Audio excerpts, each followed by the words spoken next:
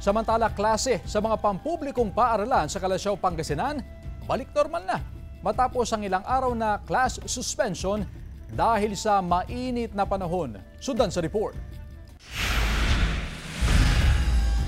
Matapos ang ilang araw na pagpapatupad ng blended learning sa mga paaralan sa Calasiao, Pangasinan, back to normal na ang klase ng mga learner ngayong araw. Bunsod ng nararanasang mainit na panahon, nagpatupad ng face-to-face classes sa umaga at modular naman sa hapon ang mga paaralan sa bayan base sa kautusan ng lokal na pamahalaan sa mga nakaraang araw. Pero ngayong March 24, buong araw na pumasok ang mga estudyante ng Calasiao Comprehensive National High School.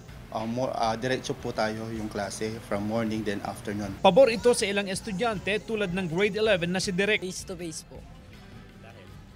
Kasi po pag modular po, natatabunan po kami. Pero kung si Ronan ang tatanungin, masyado raw mainit sa hapon kaya mas mabuting ituloy ang alternative delivery mode of instruction. Pabuti po yung module po, nasa bahay lang po, tas naka-aircon lang po. Ganito rin ang sitwasyon sa Calasiao Central School kung saan whole day rin ang face-to-face classes ng mga mag-aaral. Sa datos ng Pag-asa, umabot sa 43 degrees Celsius ang actual heat index sa Dagupan City ngayong araw na naitala kaninang alas 2 ng hapon. Nasa 39 degrees Celsius naman ang heat index forecast bukas, March 25. Kasama si Henry Duminsil, CJ Torida, One North, Central Luzon.